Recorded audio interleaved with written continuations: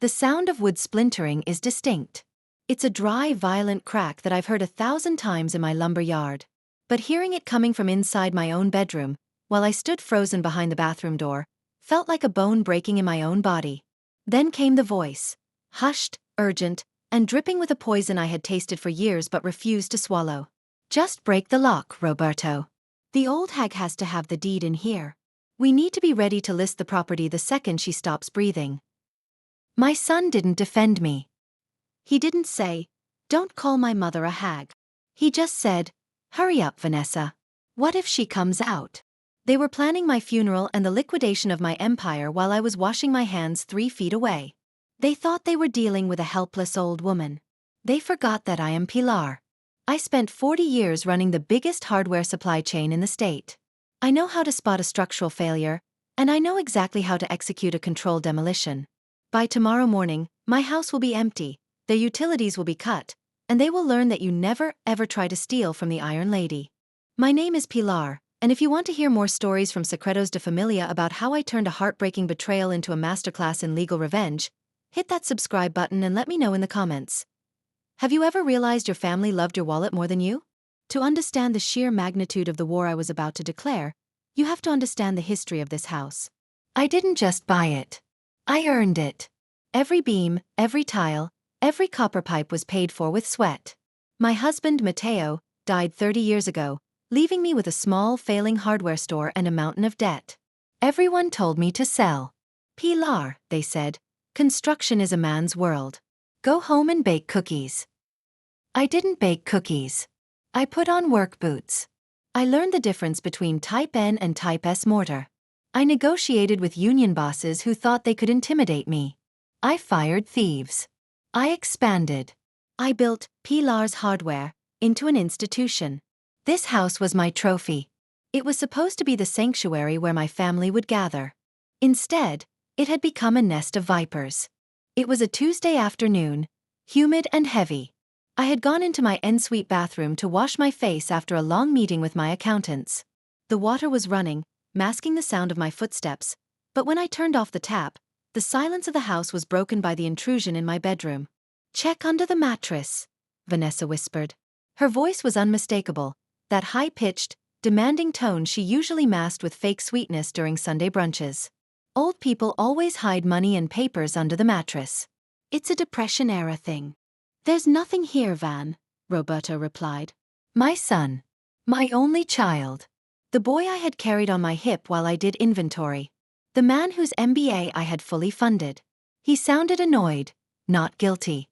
"Maybe she keeps them at the store safe?" "No," Vanessa insisted, the sound of drawers being rifled through echoing against the bathroom tiles. "She doesn't trust the store manager. She keeps the master deed here." "I know it. And we need that deed, Roberto. If we don't have it when she kicks the bucket, probate will take months. We need to sell immediately to pay off the investors." Investors. The word hung in the air like smoke. I stood there, staring at my reflection in the mirror. I saw a 71-year-old woman with silver hair pulled back in a severe bun. I saw wrinkles that mapped a life of hard labor. But in my eyes, I didn't see a victim. I saw the CEO. I felt a coldness spread through my chest. It wasn't the cold of sorrow. It was the cold of steel. It was the same feeling I had when I discovered my warehouse manager was embezzling funds in '98. I didn't cry then, and I wasn't going to cry now. I dried my hands slowly, deliberately. I adjusted my silk blouse. I opened the bathroom door. The hinges were silent.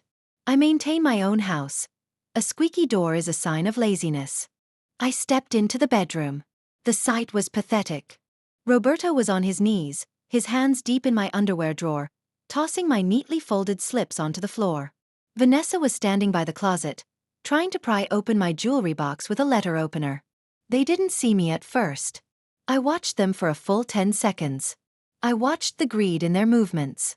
"Find anything interesting?" I asked. My voice was low, calm, resonant. Roberto jumped so hard he hit his head on the open drawer. Vanessa dropped the letter opener. It clattered onto the hardwood floor. They spun around. The blood drained from Roberto's face, leaving him a sickly shade of gray. Vanessa, always quicker to lie, tried to compose her face into a smile, though her eyes were darting around the room looking for an exit. "Mom," Roberto stammered, scrambling to his feet, trying to shove my underwear back into the drawer. We were looking for your blood pressure medicine," Vanessa blurted out. "Roberto thought he heard you fall. We were scared. We were looking for your pills to help you." I looked at the mess on the floor. I looked at the letter opener. "You look for blood pressure medicine in my jewelry box with a knife, Vanessa?" I asked, arching a brow. "And you, Roberto? You think I keep my heart medication inside my lingerie?" "We were panicked," Vanessa cried, trying to squeeze out a tear. "You know how much we worry about you, Pilar. You're getting older. You're fragile. Fragile." I repeated the word. I took a step forward, and they both instinctively took a step back. "I unloaded a truck of cement bags last week because the new guy was too slow. Do I look fragile to you?" "Mom, please," Roberto pleaded, sweating. "It was a misunderstanding. We love you." "I heard you," I said. The temperature in the room seemed to drop 10 degrees. I heard old hag. I heard kick the bucket. I heard sell immediately. Silence. Absolute, suffocating silence. That was out of context," Roberto whispered, looking at his shoes. "Get out," I said. "Pilar, let's talk," Vanessa started, stepping forward. "Get out." The voice I used wasn't a mother's voice. It was the voice that made union leaders sit down and shut up. It was a command. They fled. They practically ran out of the room, down the stairs, and out the front door, retreating to the annex, the luxury 2-story guest house in the backyard that I had built for them so they could have privacy. I closed the bedroom door. I locked it. I didn't cry. I sat in my leather armchair, the one facing the window, and I let the rage clarify my mind. They wanted the deed?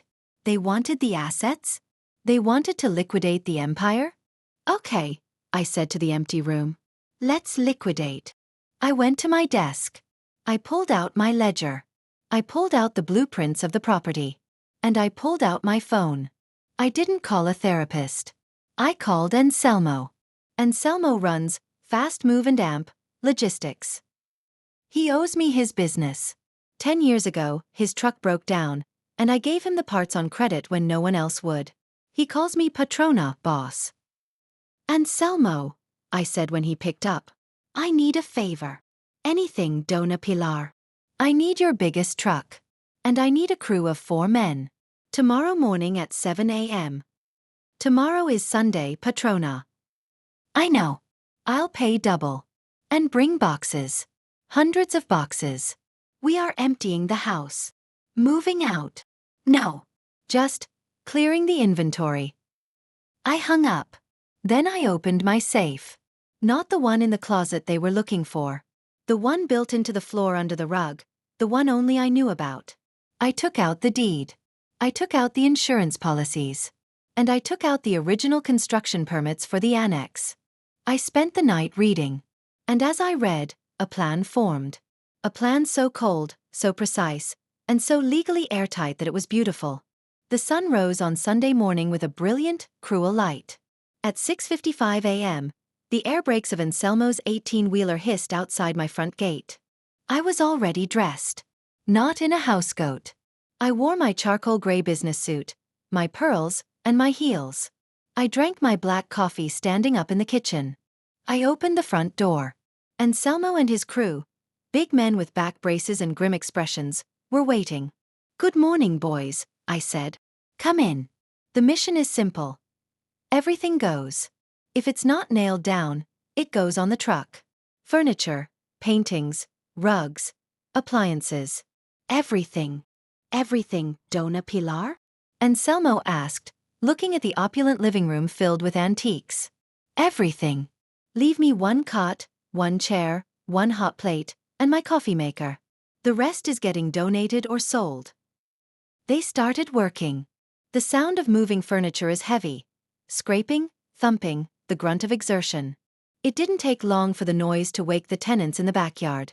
The back door flew open. Roberto came running across the lawn in his pajamas, barefoot.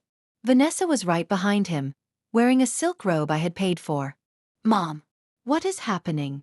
Roberto screamed, stopping dead as he saw two men carrying out the grand piano.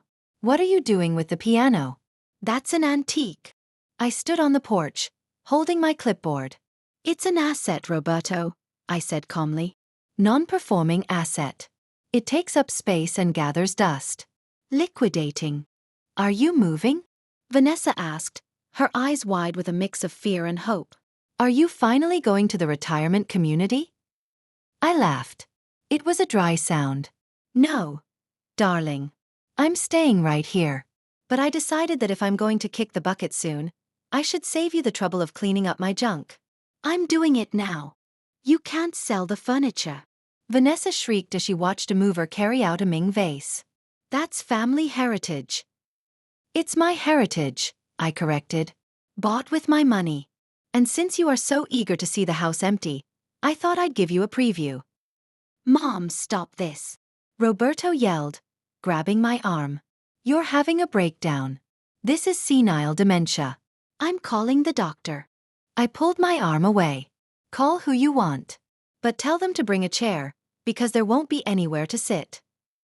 For the next 6 hours, I orchestrated the dismantling of my home. It was surgical. The dining table where they had sat for years, eating my food and complaining about the wine? Gone. The sofas where they lounged while I worked? Gone. The 85-inch TV I bought for the Super Bowl? Gone. The house began to echo. It became a shell. A beautiful, empty shell. Vanessa was crying on the lawn. "This is abuse. She's stripping the house. Where are we going to eat? Where are we going to sit when we visit?" "Visit?" I asked, turning to her. "Who said you were visiting? We live here." Vanessa screamed. "We live in the guest house." "Ah," I said, pulling out the construction permit I had retrieved from the safe. "That's an interesting point." I walked over to them, the paper fluttering in the breeze. "You see, last night I was doing some light reading." "Do you know what this is?" They stared at the paper blankly. "This is the municipal permit for the structure in the backyard," I explained, putting on my reading glasses. "When we built it, to save on property taxes, at your request, Roberto, we classified it not as a residential dwelling, but as Storage Unit B, Auxiliary Service Area." Roberto went pale. He remembered. He had been the one to suggest it to avoid the zoning hike. "So," I continued, folding the paper, "legally, you don't live in a house. You live in a shed. You are squatting in my commercial storage unit." "That's a technicality," Roberto argued, his voice shaking. "In the world of law, Roberto, a technicality is the difference between a tenant and a trespasser. And since it is a storage unit, it is subject to commercial regulations." I signaled Anselmo. "Take the patio furniture too." By 2 p.m., the house was empty. It was vast. It was echoing. It was glorious. I stood in the center of the living room. The only thing left was a folding card table and a single metal chair. Roberto and Vanessa came to the back door, looking like refugees. "Mom," Roberto said, his voice trembling. "Okay. You made your point. We're sorry about what we said. It was a bad joke. Can we stop this now? Can we bring the furniture back?" "The furniture is gone, Roberto," I said. "It's already at the auction house. Proceeds go to charity." "You're crazy," Vanessa hissed. "You are a bitter, crazy old woman." "Maybe," I said. "But I am a crazy old woman who owns the deed. And speaking of deeds..." I walked to the sliding glass door that separated the main house from the backyard. Since this is now a commercial operation, an administrative office for my affairs, I have to enforce security protocols. I pulled a key from my pocket. It was the key to the heavy iron security shutters I had installed years ago but never used because Vanessa said they looked ghetto. "What are you doing?" Vanessa asked, stepping back. "Closing up shop," I said. I pressed the button. With a loud mechanical clack, clack, clack, the metal shutters began to descend over the glass doors. "Wait!" Roberto shouted. "That's our access to the kitchen. That's how we get to the laundry room." "Storage units don't have laundry privileges," I said through the descending metal bars. "Use the laundromat down the street." It builds character. Pilar, you can't do this, Vanessa screamed, pounding on the glass.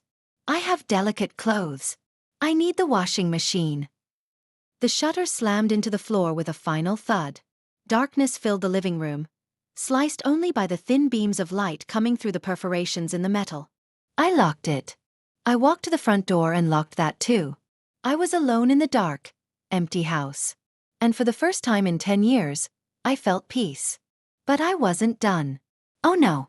I sat on my metal chair in the empty living room and pulled out my list. Item 1. Furniture.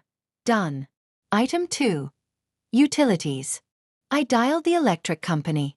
It was Sunday, but I have a business account. I get 24/7 service. Hello, this is Pilar. I need to report an irregularity in my grid. Yes, Dona Pilar? I realize that my auxiliary storage unit, the one in the backyard, is drawing power from the main meter. That's a code violation. I need you to come out and install a limiter. Or better yet, separate the connection. We can have a crew there tomorrow morning. Excellent. And while you're at it, cut the cable and internet package. The warehouse doesn't need HBO. I hung up and smiled in the dark. They wanted to wait for me to die? They wanted to inherit? They were about to learn that disinheritance isn't just a legal term. It's a lifestyle. I went to the kitchen, now bare of everything except my hot plate. I boiled water in a small saucepan. I made a cup of instant coffee. I sipped it, staring at the metal shutters blocking the view of the backyard. I could hear faint screaming from outside. Vanessa was having a meltdown. Scream all you want, I whispered. The acoustics in here are terrible for listening to nonsense. Tomorrow, I would go to the lawyer. Tomorrow, I would create the foundation. But for tonight, I was just going to enjoy the silence of my empty empire. The Iron Lady was back in business. Monday morning didn't begin with a rooster's crow. It began with a scream. Specifically, the scream of my daughter-in-law Vanessa, discovering that high-voltage hair straighteners don't work on a restricted circuit. The breaker tripped with a satisfying snap, plunging the guest house into silence, followed immediately by a wail of frustration that echoed across the yard. I sat at my folding table in the empty living room, buttering a piece of toast, and smiled. The liquidation was proceeding exactly according to schedule. They wanted the house? They could have the structure. But the electricity? That was a luxury service, and their subscription had just expired. My name is Pilar, and if you want to know how I used a municipal zoning code and a charity foundation to evict my own greedy family without breaking a single law, subscribe to the channel and let me know. Would you have the guts to do what I did? The first night in the empty house was strange. I slept on my hunting cot, wrapped in a single wool blanket. The house creaked and groaned without the weight of the furniture to dampen the sound. It felt like the house was finally breathing again, exhaling decades of toxicity. At 8 a.m. sharp, the doorbell rang. It wasn't a social call. It was Maestro Guzman, my contractor for 20 years. A man who built half the foundations in this city. He arrived with his crew, carrying tool belts and heavy coils of wire. "Good morning, boss," Guzman said, tipping his dusty cap. "We're here for the adjustments." "Come in, Guzman. Let's go to the perimeter." We walked out the side door to the garden. The annex, that two-story guest house where Roberto and Vanessa lived, stood there looking pretentious with its faux Tuscan pillars. Vanessa came out onto the balcony, a towel wrapped around her head, looking furious. "Pilar, the power is out again. And the water pressure is pathetic. I can't rinse the conditioner out of my hair." I looked up at her, shading my eyes from the sun. "Good morning to you too, Vanessa. We are experiencing some technical restructuring." I turned to Guzman. "Maestro, proceed with phase 1. Guzman nodded to his men. They went straight to the main gas line valve, the one that fed the annex's water heater. With a large wrench, they cranked it shut. Then they took a saw and physically cut the connecting pipe, capping it off with a heavy iron plug. "What are you doing?"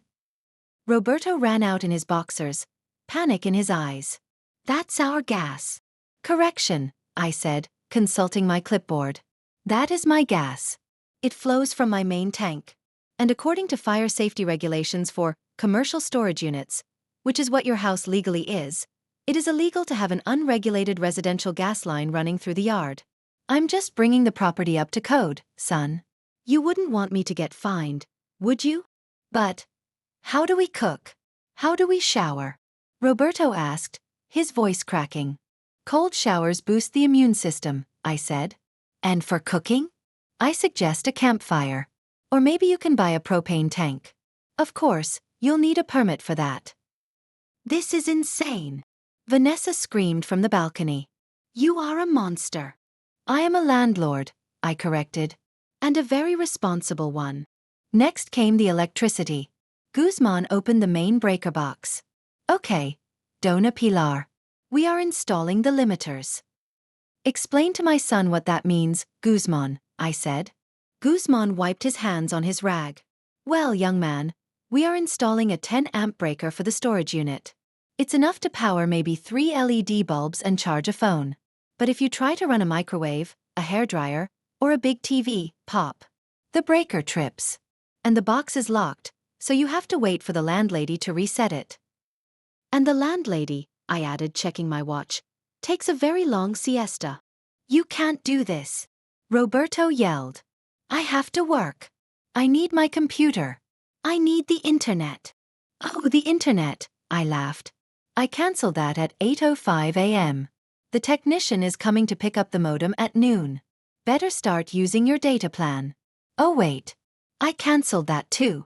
Roberto slumped against the wall of the guest house. He looked defeated. He looked like a man realizing that his entire life was a house of cards built on his mother's bank account. Why, Mom? He whispered. Why do you hate us? I walked over to the chain-link fence Guzman was erecting to separate the yard.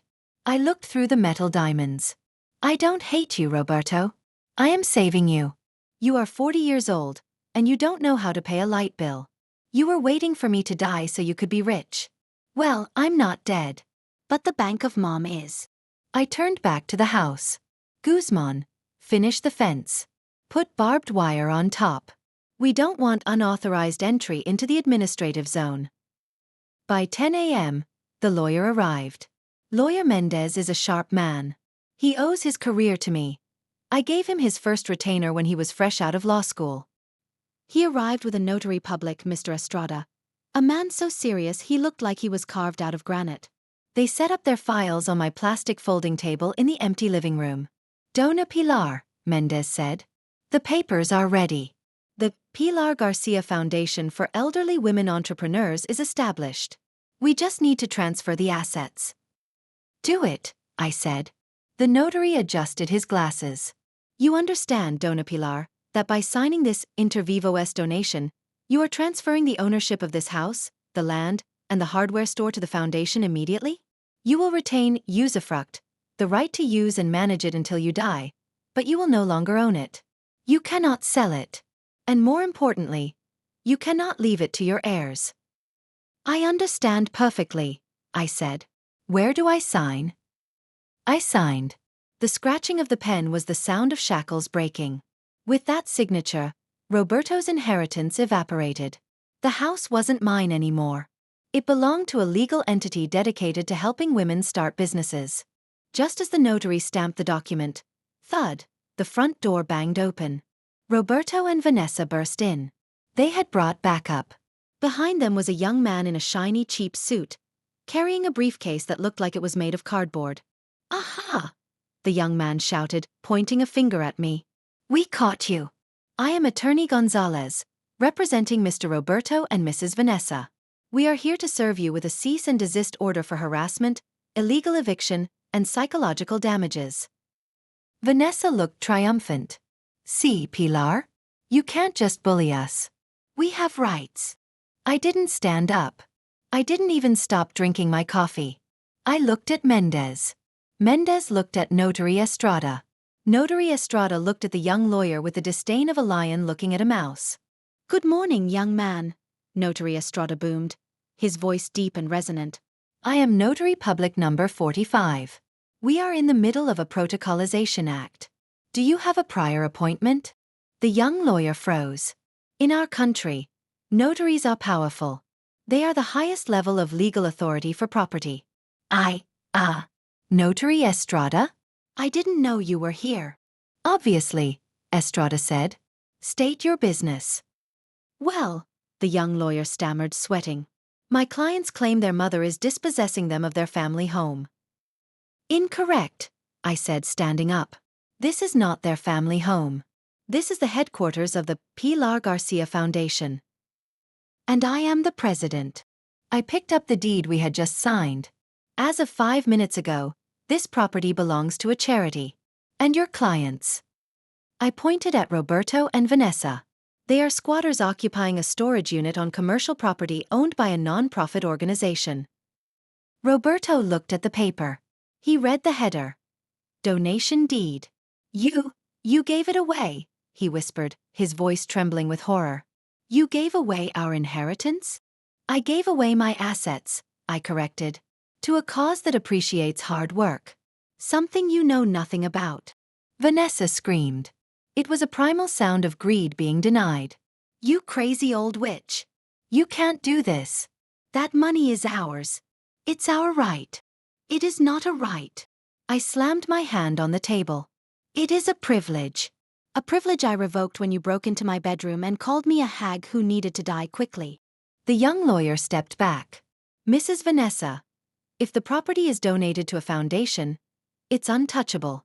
You can't sue for inheritance if the assets were donated while she was of sound mind. And with the notary here witnessing it, it's bulletproof. I can't take this case. He turned and practically ran out the door. Vanessa collapsed onto the floor, the bare, wooden floor, sobbing. Not tears of sorrow. Tears of a spoiled child who lost her toy. Roberto just stared at me. So that's it? We're homeless.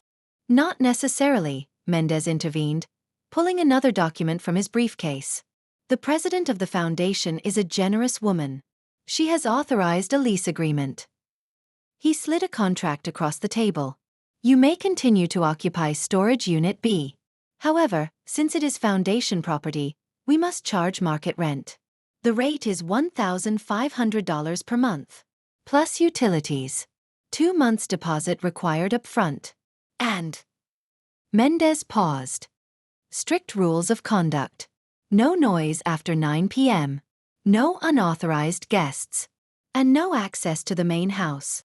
Roberto looked at the contract. $1,500? Mom, I don't have a job. You know that. Then I suggest you get one, I said. I spoke to Gregorio at the fish market. He's hiring loaders for the night shift. It pays minimum wage plus tips. It's hard work. But it pays the rent. I am an MBA. Roberto shouted. I am not loading fish. Then you are homeless, I said simply. You have 24 hours to sign or vacate. If you are not out, the foundation calls the police for trespassing. Clock is ticking. I turned my back on them and poured more coffee. Show them out, Mendez. They left. Roberto looked like a ghost.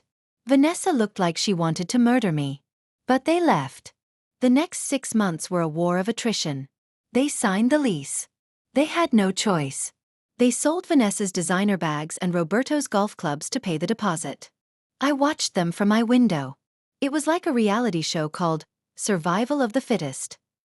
Without the internet, they couldn't waste time. Without free money, they had to hustle. Roberto took the job at the fish market. I saw him leaving at 4 p.m. every day, wearing old jeans and boots, looking miserable. He came back at 4 a.m., smelling of brine and exhaustion. Vanessa, stripped of her socialite status, had to actually work. She started selling cosmetics door to door. I saw her walking the neighborhood, sweating, knocking on doors. The first month, they were late with the rent. I posted an eviction notice on their door. Pay by Friday or get out. They paid on Friday. It was a wad of crumpled small bills. 1s, 5s, 10s. Money earned with sweat. I didn't keep the money. I put every cent into the foundation's account to fund scholarships for women. But they didn't know that. The turning point came in November. It was a Sunday.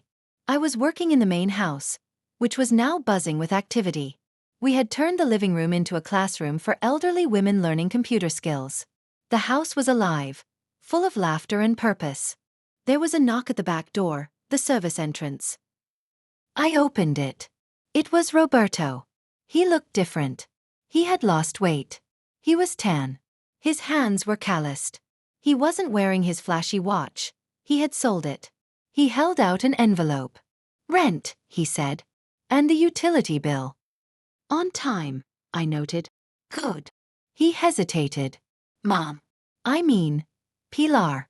Can I ask you something? Is it about money? No, he said quickly. It's about advice. I leaned against the doorframe. Advice is free. Speak. Gregorio at the market. He's losing money on logistics. His trucks are crisscrossing routes. It's inefficient. I tried to tell him, but he won't listen to a loader. But I made a spreadsheet. I mapped it out. I can save him 20% on fuel. I looked at my son. For the first time in 10 years, he wasn't talking about a get-rich-quick scheme. He was talking about work. He was talking about solving a problem. Show me the spreadsheet, I said. He pulled a crumpled paper from his pocket. It was brilliant. Simple but brilliant. Don't tell him, I said. Show him. Tomorrow, take the lead driver's route and optimize it. Do it for free. When he sees the gas money saved, he'll listen. Roberto nodded. Thanks. He turned to leave. Roberto, I called out. He stopped. You smell like fish, I said. He cracked a smile. A real smile. Yeah. It smells like money. He walked away. That was 2 years ago. Today, the house is unrecognizable. The Pilar Garcia Foundation is the heart of the community. We have helped 50 women start businesses. And the tenants in the annex? They are still there. Roberto is no longer a loader. He is the operations manager at the fish market. He wears a polo shirt with his name on it. He works hard. He pays his rent on the first of the month. Vanessa finished her nursing degree, something she had quit years ago because it was too hard. She works at the city hospital. She looks tired, but she looks proud. We are not a happy family in the Hallmark movie sense. We don't hug. We don't say, I love you, every 5 minutes. But every Sunday, they come to the back door. They pay their rent. And then we sit in the garden on plastic chairs and eat lunch. I cook. They clean. Last Sunday, Vanessa brought a cake. A cheap grocery store cake. Happy birthday, Pilar, she said. It's not my birthday, I said. I know, she said. It's the anniversary of the day you cut the power. We looked at each other. That was the worst day of my life, Vanessa admitted. I hated you. I wanted you to die. I know, I said, cutting the cake. But she hesitated. If you hadn't done it, I'd still be a parasite. And Roberto would still be a useless dreamer. So, thanks. I guess. I took a bite of the cake. It was dry. It was cheap. It tasted like victory. You're welcome, I said. Now eat up. And don't drop crumbs on the grass. The gardener charges extra for cleanup. They laughed. They actually laughed. I looked at my son. He wasn't the millionaire he wanted to be. He was a fishmonger. But he was a man. He stood on his own 2 feet. I didn't leave them an inheritance to kill for. I gave them something much more valuable. I gave them a life. And as for me? I'm 73 now. And I'm thinking of expanding the foundation. I hear there's a warehouse for sale down the street. The Iron Lady isn't done building yet.